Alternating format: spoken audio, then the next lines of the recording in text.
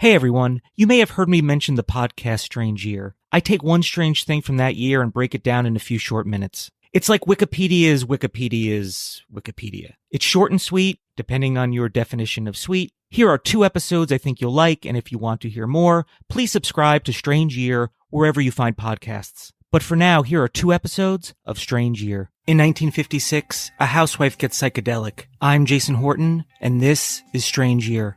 1956 took us to the Heartbreak Hotel and introduced us to My Fair Lady. However, an experiment on the status quo made 1956 a strange year.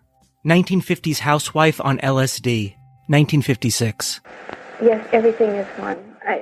You have nothing to do with it. I am one with what I am. I can see everything in color. Everything. You have to see the air. You can't believe it.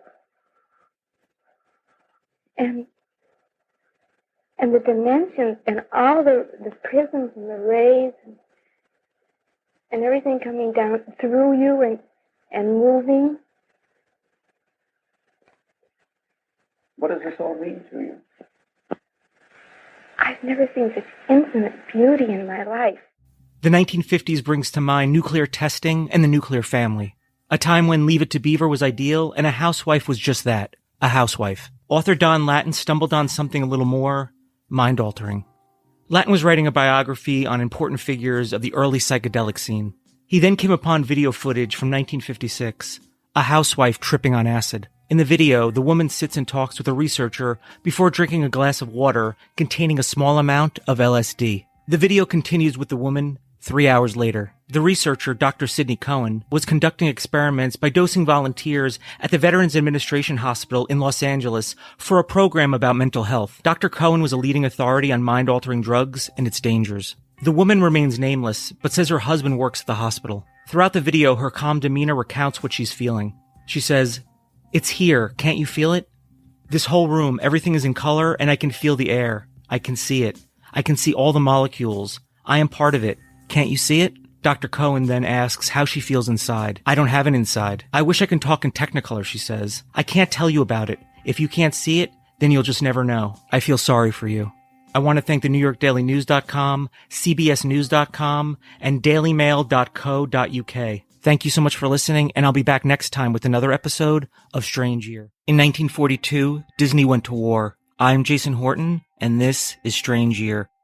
1942 gave us Casablanca and World War II.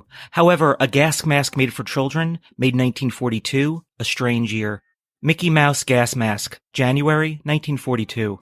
In the wake of the bombing of Pearl Harbor, America was on the defense for a possible chemical attack. Gas masks were government issued for citizens. However, they didn't accommodate children.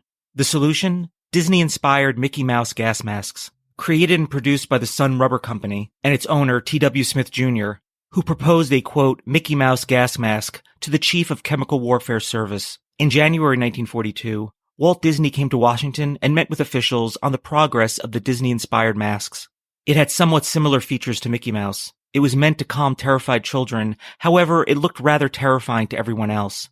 It was designed to fit kids 18 months to 4 years old. According to Atlas Obscura, quote, Major Robert D. Walk of the U.S. Army Reserve Command explained in an essay on the mask. The mask was designed so children would carry it and wear it as part of a game. This would reduce the fear associated with wearing a gas mask and hopefully inspire their wear time and hence survivability. About 1,000 Mickey Mouse masks were produced, but civilian gas masks in the U.S. were not generally utilized. Evidence of the mask are few and far between. One of the prototypes is in the 45th Infantry Museum in Oklahoma City. There's another at the U.S. Army Chemical Museum in Fort McClellan in Alabama, another in the museum at Fort Leland Wood in Missouri, and of course one in the Walt Disney Archives in Burbank, California. I'd like to thank the WashingtonPost.com, Gizmodo.com, and AtlasObscura.com. Thank you so much for listening, and I'll be back next time with another episode of Strange Year.